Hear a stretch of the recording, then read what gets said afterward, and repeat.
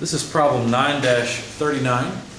It is on page 541. The compression ratio of an air standard Otto cycle is 9.5. Prior to the isentropic compression process, the air is at 100 kilopascals, 35 degrees Celsius, and 600 cubic centimeters.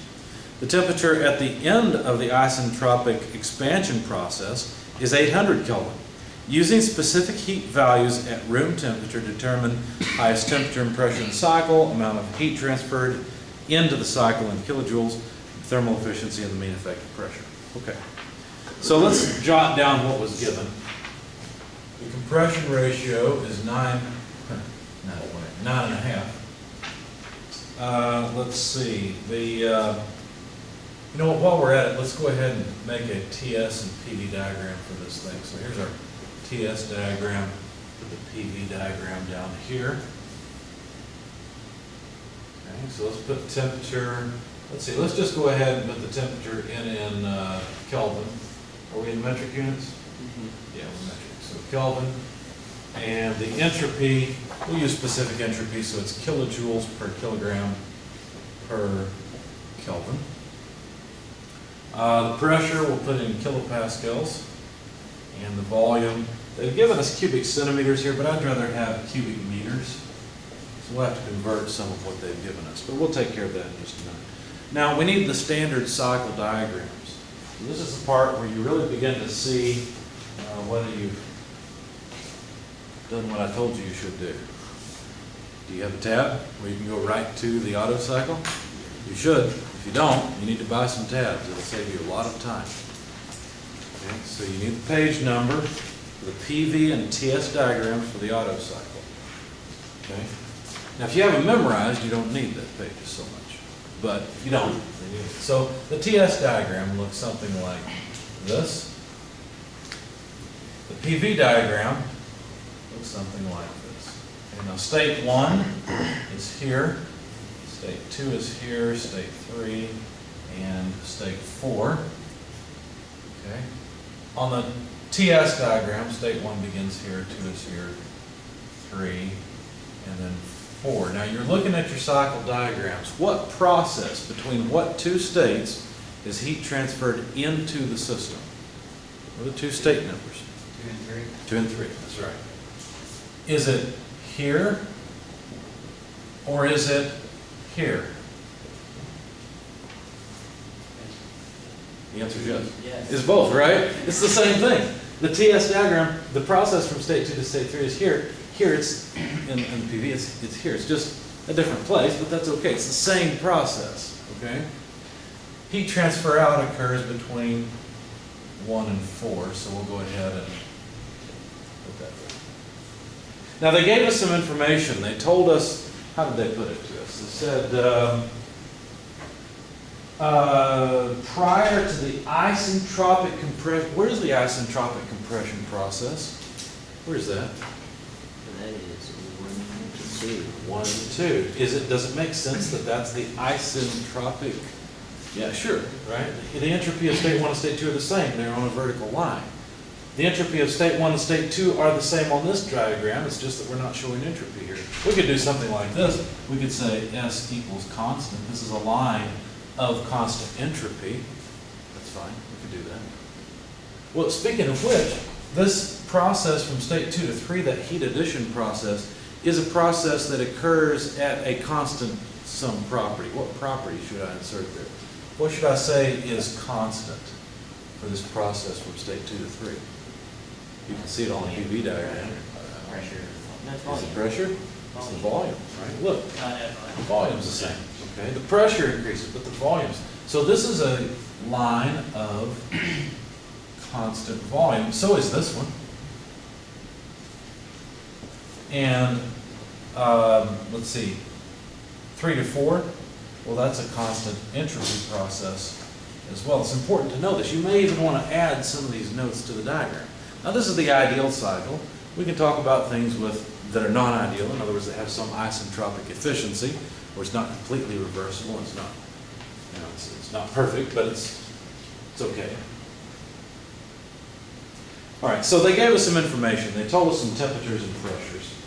Let's see. What did they tell us? The air Prior to isentropic compression, the air is at 100 kilopascals, 35 degrees Celsius, 600 cubic centimeters. What state did they just hand to us? State 1, right? Because state 1 is prior to compression. So they just told us, let's see, P1 is 100 kilopascals. They told us T1, now 35 degrees Celsius, I'd rather write that down as 308 Kelvin. Okay? And the volume, 600 cubic centimeters, how much is that in cubic meters? Real small. Yeah, like 0.0006. Yeah, so here's how I wrote it down. I wrote it down as 6 times 10 to the negative 4th cubic meters, because that's what you get when you convert the cubic centimeter. At least I hope that's what you get. That's what I did. So I think that's right. What else did they tell us? Did they give us any other state information? The temperature at the end of the isentropic expansion process is 800 Kelvin. Where is that? Oh, that's number 4. What number is it? At the end of isentropic expansion, that's state 4. That's state 4, that's right. So the temperature at the end of the isentropic expansion, I'm going to put it over here because I don't know if 4 should be above or below 2 yet. So let me just put it over here and say it's 800 Kelvin. Okay? We're supposed to find some stuff, as usual. We're supposed to find a couple of temperatures and pressures. How do they describe it? The highest temperature and pressure in the cycle. Where does the highest temperature and pressure occur? It's easy when you write it. 3. So we want T3, P3. What else do they want? Well, they want the amount of heat transfer into this system. Now, notice they did not say the amount in kilojoules per kilogram. They wanted heat transfer in. Notice I wrote kilojoules per kilogram because I've got this little Q here. What do they want us to find? Big Q. Big Q. They want to know not just how much energy is transferred in per unit mass, but how much thermal energy comes in total for one cycle. Okay, so part C, they want the thermal efficiency. In part D, they want the mean effective pressure. Okay, let me just give you a hint. Usually when I give you a problem like this, you pretty much have to solve the whole thing. So let's just do it and be done. Okay? So let's just solve the entire cycle. In fact, something I recommend you do is make the tables that I've shown you. So for example, we want a table where we can write down all the information for all the states. So states, we have 4 of them. 1, 2, 3, 4. Okay. And we want pressure and temperature for those states. Okay. Let's write down what we've got so far. Well, for state 4, we've got 800 Kelvin. For state 1, 308 Kelvin. P1 is 100. And we've got V1 as well. So let's go ahead and add another column for volume. The volume in state 1 is 6 times, here, let's do it this way, 6E negative 4, so it'll fit. Do we know any other properties anywhere else, at any other states? Be careful. We know one more. They didn't give it to us, but we know it. Volume in state 4. It's the same as the volume in state 1, right? So we can fill in a little bit more of our table. 6E negative 4 goes right there for state 4. Could we find the volume in state 2 and 3 pretty easily? Sure. How would we do it? What are the isentropic qualities, right? We really need to think that difficult yet. We said isentropic. We're just warming up here. We're just getting started. There's something easier than that. We can find the volume in the other 2 states really easily. It's the same, so we're just finding one thing. How would we do it?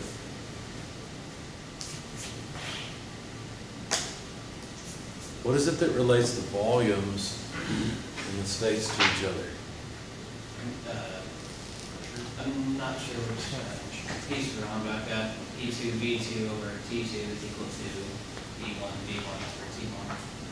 Okay, well, you're talking about the ideal gas equation, and that's true. We can go ahead and jot that down. P1 V1 over T1 is P2 V2 over T2 is Pn Vn over Tn. Insert any state number you want, okay? That's true. And this is another way of saying, basically, that the mass times the gas constant is a constant, right? The amount of mass in the system does not change. We may as well go ahead and figure out the amount of mass in the system by simply taking P1 V1 over R, let's write it like that, ideal gas equation, R T1. May as well do that, right? So let's just plug it in and see what we get. 100 kilopascals multiplied by 6 times 10 to the negative fourth cubic meters divided by 0.287 kilojoules per kilogram per Kelvin, and T1 308 Kelvin. That takes care of Kelvin. What is a kilopascal times a cubic meter? It's a kilojoule. Okay. So we end up with kilograms of mass. And the amount of mass I came up with was 6.7876 times 10 to the negative fourth kilograms. Okay. Now we haven't used up this equation yet, I'm not saying that, but we have used the ideal gas law to find the mass. We could find this constant if we really want to, but let's do that when we need it. Now you might be tempted to look at this and say, well, let's see, if I wanted to find the volume in state 2, let's see, I've got P1, I've got T1, oh, I don't have P2, I don't have T2, so I'm stuck. A lot of times you'll try to use the ideal gas law and you find you've got too many unknowns for it to be of any use to you yet. Is there another way we can find the volume in state 2? There's a really easy way. V and VR? Well, you're thinking of V and VR. That's, you're going for an isentropic equation. The isentropic equations would relate 1 to 2 and 3 to 4. That's true, but really usually we're relating temperatures to something else. Okay. We have a compression ratio. We have the compression ratio. It's easy. All right, the compression ratio R is simply, let's see, it's going to be the volume in state 1 over the volume in state 2. So this is really easy. All we have to do is divide the volume in state 1 by 9.5. Okay. Now let's see. I didn't do that in my solution, at least not as one of the steps. Why don't you guys do it? You made it hard on yourself. I made it hard on myself. Well, not really, but it's okay. Take 6 and divide it by 9.5. What do you get? 163,157. Looks like I'll have to expand my table after all. There. 0.63. So 6.3 is E negative 5. Exactly. It's about a factor of 10. That makes sense. So there's our volumes. Could we find the pressure in state 4? Would that be possible? Shouldn't be too bad. Look, We did it now. PVT, TV, we could do one of these, right? Let's do it.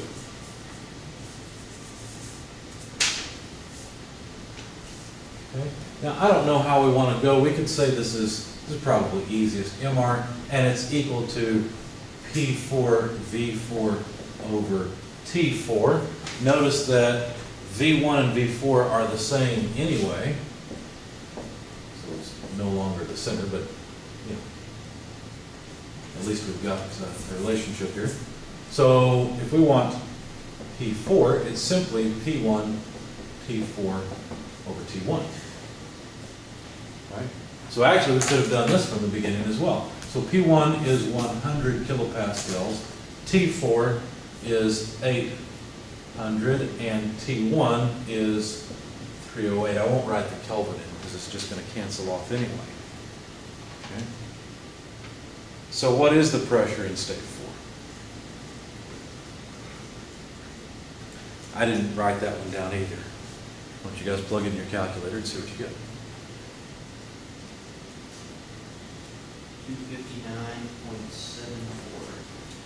259.74 kilopascals? Yes. Okay.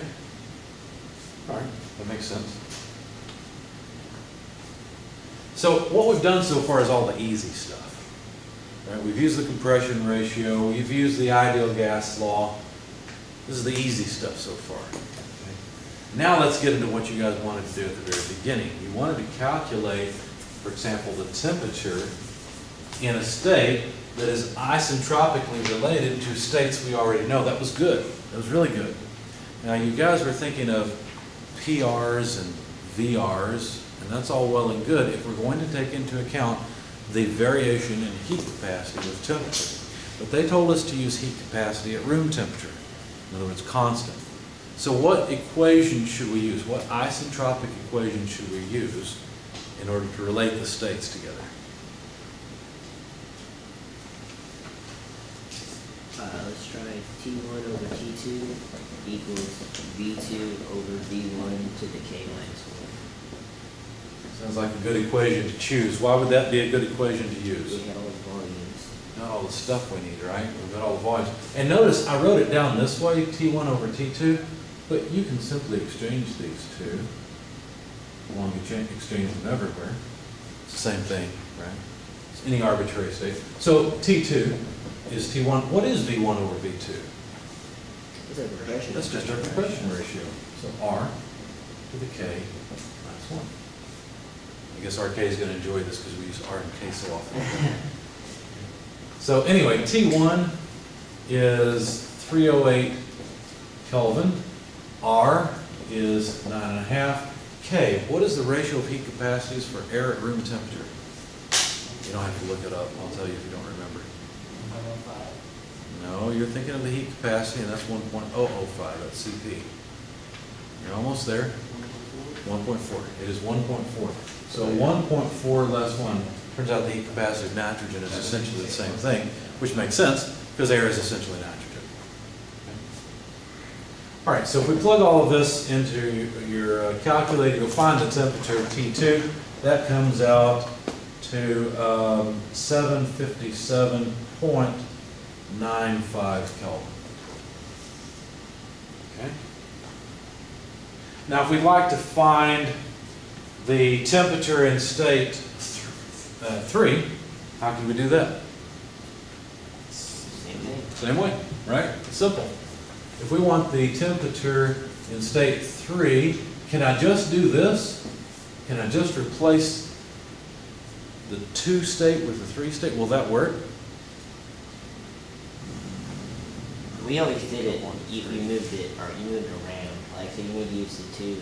You don't. I don't think you have to. Well, is this equation true? I don't think so. Why is it not true? You're right, it's not true. Why? Yeah. 1 and 3 aren't related isentropically. Look, they have different entropies. It doesn't work. What 2 states are related? Well, 3 and 4. Good, there you go. So really, we're using the same equation, but you got to use the 2 states. Now, is V4 over V3 the compression ratio? V4 over V3. Yes, technically. Yep. It's 1 over it, isn't it? Well, V4 is the bigger volume. V3 is the smaller one, so actually it is just the compression ratio. A lot of times what happens is you end up using 1 over R and then R, and you get so used to that you don't think about it, and you might have been tempted to just write 1 over R here initially. But just be careful and look at your cycle diagram, and you'll see that the volume in state 4 is more than the volume in state 3. So V4 over V3 would be a number greater than 1, so it must just be the compression ratio, not 1 over. Okay, so just be careful about that. In fact, you may want to write something like this. The compression ratio R is V1 over V2, and it is also the same thing. Since V1 is the same thing as V4, it's also V4 over V3. Because V2 and V3 are the same thing also. At least in the ideal cycle. Okay, so we've got a small problem here because I have 308 Kelvin. It should be 800 Kelvin now that we're dealing with state 3 and state 4. And so when you calculate the temperature, it comes out to 1968.70 Kelvin. So that's the result of this isentropic equation here. Now we were told to find the pressure in state 3. How could we do that? ideal gas law, right? That should work just fine. So let's do it. So let's use this. P1 V1 over T1 equals P3 V3 over T3. If you rearrange and solve for P3, you find it's P1, let's do it this way. It is P1 multiplied by V1 times T3 divided by T1 divided by V3. But V1 over V3, well, what are V1 and V3? Well, let's see, V1's here, V3 is here. V1 over V3 is just the compression ratio, R. Right? So we could write it that way. So the pressure in state 1 is 100 kilopascals. The compression ratio, R, is 9.5. T3, let's see, we found that. That's one we had to solve for, 1968.7. Divided by T1, that's one that was given, and that's 308. Those are all Kelvin. So P3 comes out pretty easily. I won't write it here, I'll fill in the table instead. P3 comes out to 6072.3. So 6072.3, and those are kilopascals. I guess we can write the units above here.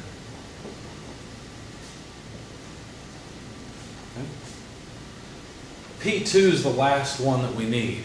How could we find P2? Same thing, right? Same thing. So let's see what we get. Now, what would be the easiest state to use? Well, it really doesn't matter. We can use any one we want. Let's go another way, just for your benefit. The ratio of PV over T would just be equal to MR. So since we have the mass, and we can look up the gas constant, let's calculate that number. So 6.7876 times 10 to the negative fourth kilograms multiplied by the gas constant, 0.287 kilojoules per kilogram per Kelvin, should give us MR.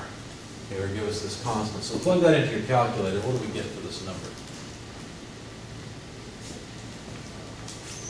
10 to the negative fourth, that's 0.287.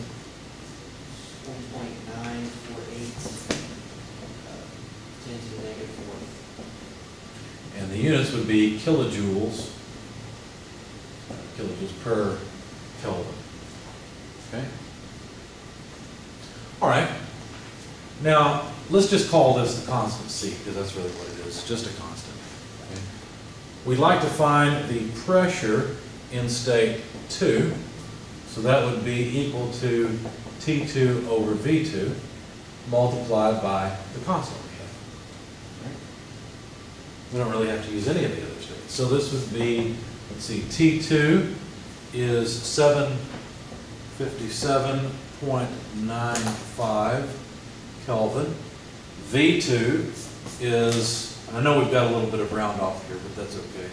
6.3, let's write it this way, times 10 to the negative fifth, and that would be cubic meters, and then the constant C is 1.948 times 10 to the negative fourth kilojoules per Kelvin. I apologize if I'm off the video, if you're watching the video. So the Kelvin go away, but a kilojoule is what? It's a kilopascal per cubic meter, or times Kilopascal times a cubic meter. So see how the cubic meters go away and we just get kilopascals, which is what we wanted? Now I didn't calculate the pressure in state 2 in my solution, so I'll let you do that. What do you get for the pressure in state 2? I got 2,337.5. 337? Yeah. Okay. Anyone second that? Okay. So there's the pressure. So what we've done, we've solved all of the states, right? Now we should be able to answer anything they ask.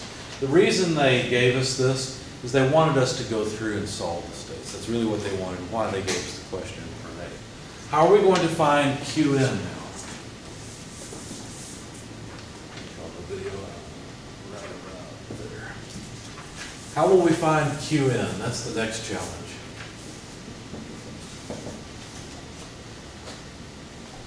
Where does Qn occur again? between 2 and 3. Between 2 and 3, okay. So the system is sitting still, right, between 2 and 3. The volume is not changing. Since the volume is not changing, there's no boundary work. Where does all of that heat go? What does it do? Can't destroy it, so where does it go? Into the internal energy of what? Air. Of the air, right? So the air absorbs all that energy. What happens to the air? It can't expand, its volume is constant. Not yet. We're just talking about 2 to 3, excuse me. Okay. Temperature rises. Its temperature goes up. In other words, its internal energy increases, right? Okay. So how would we write that? Well, we could write it like this, m little q n, right? Just if we know the amount of heat transfer per unit mass, we could multiply that by the total amount of mass, but that would just be m u3 less u2. Does that make sense? This is like your account balance again, okay? You had u2 worth of money in your account, okay? Now you've got u3 worth of money in your account because there was a deposit. Does that make sense? That's all this equation says. It's just an energy balance. So if we plug in the numbers, 6.7876 times 10 to the negative 4th kilograms multiplied by, well, U3 and U2, and it's not really handy. What could we do instead?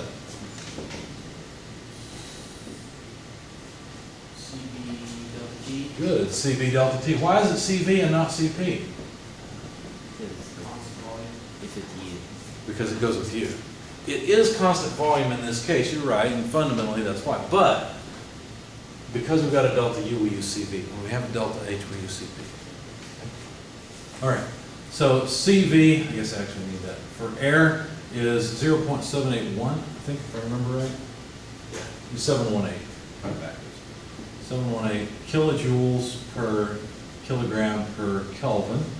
And let's see, so the kilograms go away. We need T3 minus T2, but hey, we've got those. We solved all the states.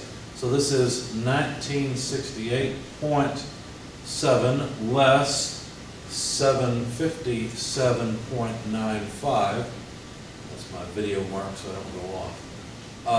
And the difference there is Kelvin. So the Kelvin go away, and we get kilojoules of heat transferred in. When you plug that into your calculator, at least when I did it, I got about 0.59 kilojoules. That's how much thermal energy is transferred in to the system each cycle. Why would we care about how much thermal energy is transferred in? Because they asked us for it, for starters. They asked us for it. And we're taking this class because we want to get a degree because we want to make money. A good reason. But why would they set this up in the problem? Why would they ask us for it? Why would you care? Let's say you went to work for AMC Corporation. They're out of business. They make cars. Okay, but you go to work for them, all right? Why would you care if you're designing an engine on the Otto cycle? Why would you care about how much heat transfer goes into the engine?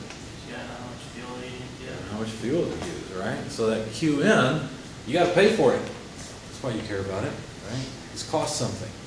You paid for that thermal energy, so you'd like to know how much it is, and also you'd like to know how much of that thermal energy comes out as work. That's the next question, right? Because that's what thermal efficiency is. Tell me how much work you get out for how much heat you put in. Well, how would we calculate that? Well,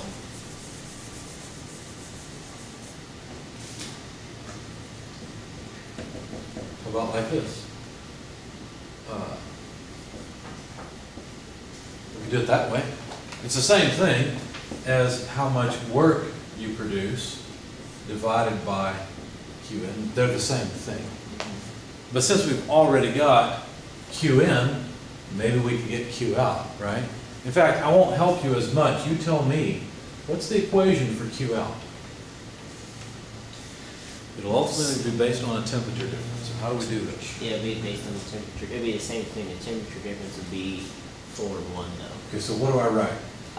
NCV times T4 minus T1. Does everyone agree with that? Okay, you're right. Q out occurs here.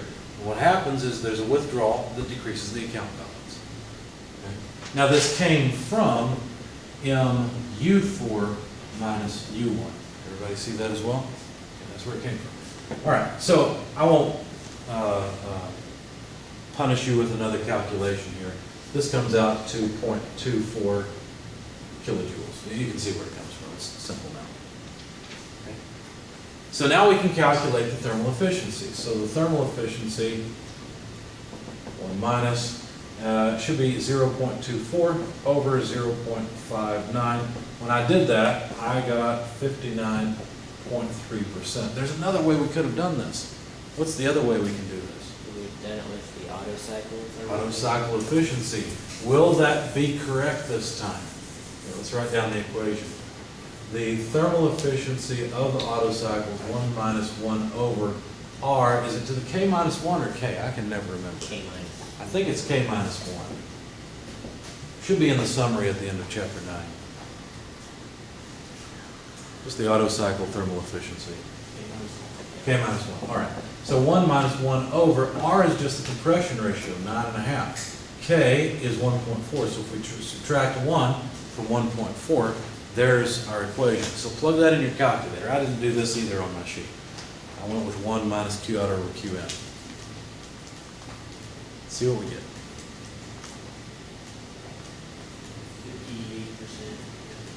58%. 58%. Why did I get 59.3%? I rounded it off. Remember I had the 0.59 and the 0.24? Yeah, we're raising 9.5 to the power of 0.4. Heck, I got the same answer. Yeah, Yeah, I got 59.3. Oh, you got 59.3. Well, Yeah. okay. In any case, even if I had gotten a different answer, it would be because of the round off. I'm surprised we got the same, seeing that I rounded that off to 2.4. 0.4, if we actually round it. Okay. The point is, this equation will give you the exact same result as 1 minus Q out over Q in. There will be absolutely no difference if you carry all the decimal places up. Last question, what's the mean effective pressure? Remember how we calculate mean effective pressure?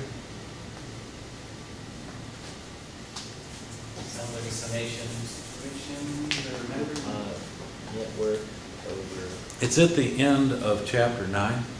There's an equation there. What was the idea behind mean effective pressure, first of all? So minute over. It was Ford versus Chevy, right? That's what it was all about. Remember? The idea is if you have the same displacement of engine, which one's better? The one that produces more work per cycle. Well, It's about the not necessarily. That doesn't mean it's the most efficient. Power but, per liter, right? Yeah, power per liter. Yeah, or work per liter. Yeah, the volume. Because if both engines are rotating at the same speed, then you've got the same number of cycles per time, and now we can talk about power per liter. Same thing. network is over Vmax minus Vmin. Right, so basically, this area represents how much work we get out of one thermodynamic cycle. If we could find an equivalent pressure, a mean effective pressure, such that this area down here is the same as that work area, then we can talk about the mean effective pressure. We're not necessarily talking about efficiency, right? Mean effective pressure is not talking about thermodynamic efficiency or thermal efficiency. It's talking about how much work you get out per volume. And that's something we want to know. That's important. So how do you do it? Well, here we go. It's the net work out divided by the difference in the max and the min volume. It's basically a volumetric efficiency, okay, which is also important. Now, how would I get the net work out? I really don't want to calculate it if I can avoid it. I don't really want to do a boundary work equation on 1 to 2 and 3 to 4 if I can avoid it. What can I do instead? Didn't we just call it Q out earlier? Almost. It's not Q out. Work out and Q out are two different things. Would be everything but Q out. No. Well, let me ask you this. Notice that thermal energy comes into the cycle, thermal energy leaves the cycle. Which one's bigger, the amount that comes in or the amount that leaves? The amount that comes in. The amount that comes in is bigger, right? We don't take out as much thermal energy as we put in. Can't destroy energy, so where did that thermal energy go? Into work. Into work. Okay, So it's just the difference, Qin minus Q out, is the net work output. Well, instead of this max and min stuff, let's do particular states. How's that? I'm going to show you a trick that's really handy. Okay, watch this. You want to write this down. If you've got the book open to chapter 9 at the summary, you want to write this down because it's pretty handy. You can also do it this way. Qn minus Q out. This is a really simple thing, but you may not think about it. V max, let's just say V1, because that's always V max 1, minus 1 over R. Notice if you plug this in, you'll get the V1 back. You plug it in here, you just get V2, because V1 over the compression ratio is V2.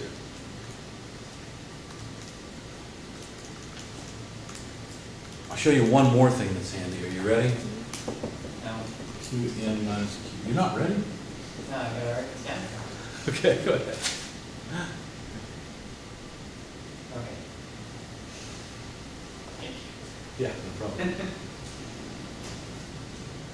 What happens if we multiply by R over R? In other words, multiply by 1, right? Well, we could put, let's see, this R could go inside, and we'd have R minus 1, if I'm thinking right, and we'd have V1 over R, right? What is V1 over R? V2. V2. So there's another handy form. Did I do that right? It seems like something's wrong there. That shouldn't be minus 1. What am I doing wrong here? It should be minus Should get, over R let's see, again, shouldn't it? R minus R over R. Well, that's okay. But you have R squared, don't you? R over R minus R over R squared, if we had that distributed. Yeah, but I'm putting this R inside. And the 1 over R I'm putting with the V1. Something seems wrong there. R over R is 1. Yeah, you're right. It's okay. It doesn't look right to me. I don't know. I expected to have a 1 over R minus 1, but that, I guess that's not right. So it's V1 over R becomes V2 out here. Let's see. Well, that would make sense because if you multiply V2 by R, you get V1. V2 times 1 is just V2. So that's right. It's okay. Anyway, these two equations are really handy to have in the back of the book, and your author doesn't give it to you. For our particular purposes here, we'll just plug in, we'll just use this one. So Qn we know is 0.59, Q out is 0.24. The difference is, of course, in kilojoules, because both of those are kilojoules. V1 we know is 6 times 10 to the negative 4th cubic meters, and then 1 minus 1 over 9.5. When you plug all that in your calculator, you find that the mean effective pressure, well, what do we get? We've got kilojoules per cubic meter, so what do we get? Kilopascals is pressure. Okay? It's about 652.0 kilopascals. Here's the results. What would be the benefit of using that as opposed to just the V1 minus V2 there? Nothing. Oh, okay. No benefit at all. Sometimes you don't have V2 and you don't want to bother calculating it. So. Any questions? All right.